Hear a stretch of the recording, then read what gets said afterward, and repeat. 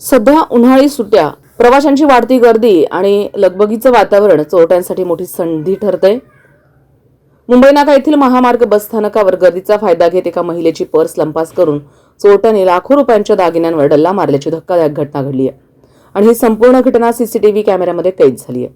मिळालेल्या माहितीनुसार प्रेरणा प्रमोद शिंदे, वय वर्ष 56, राहणार डेपोडिल, सृष्टी हिल सोसायटी, जांभूळ रोड, सरकारी वैद्यकीय हॉस्पिटल समोर, अंबरनाथ पश्चिम, जिल्हा ठाणे, या 8 जून 2026 रोजी संध्याकाळी 6:30 वाजण्याच्या सुमारास पती प्रमोद शिंदे यांच्यासोबत ठाण्याहून नाशिक येथील महामार्ग बसस्थानक मुंबई नाका येथे शिर्डीला जाण्यासाठी आल्या होत्या.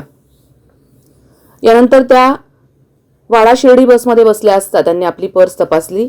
त्यावेळी पर्सची चेन उघडी असल्याचं त्यांच्या लक्षात आलं. पर्समधील छोटं पाकिट गायब होतं. या पाकिटात सोन्याचे सुमारे 4.5 तोळ्यांचे मंगळसूत्र, 2,500 रुपये रोख रक्कम आणि एटीएम कार्ड होते. बसमधील प्रवाशांकडे चौकशी करूनही चोरीला गेलेला ऐवज मिळून आलेला नाही. अखेर महिलेनं मुंबई नाका पोलीस ठाण्यात तक्रार दाखल केली. या घटनेत सोन्याचं मंगळसूत्र आणि रोख रक्कम असा एकूण अंदाजे 2,27,500 रुपयांचा मुद्देमाल चोरट्यांनी लंपास केला असून हा प्रकार सीसीटीव्ही कॅमेऱ्यामध्ये कैद झालाय. आता सीसीटीव्ही फुटेजच्या आधारे चोरट्यांचा शोध घेण्याचं आव्हान मुंबई नाका पोलिसांसमोर आहे. उन्हाळी सुट्ट्यांमुळे बसस्थानकावर मोठ्या प्रमाणात गर्दी होत असून याच गर्दीचा फायदा घेत पाकिटमार आणि चोरी करणाऱ्या टोळ्या सक्रिय झाल्याचं दिसतं. पण केवळ पोलिसांवर जबाबदारी टाकून चालणार नाही. प्रवाशांनीही तितकीच खबरदारी घेणं गरजेचं आहे.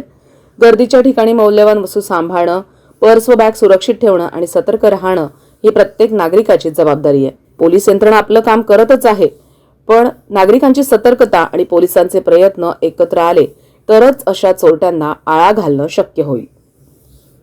संविधान न्यूज, नाशिक.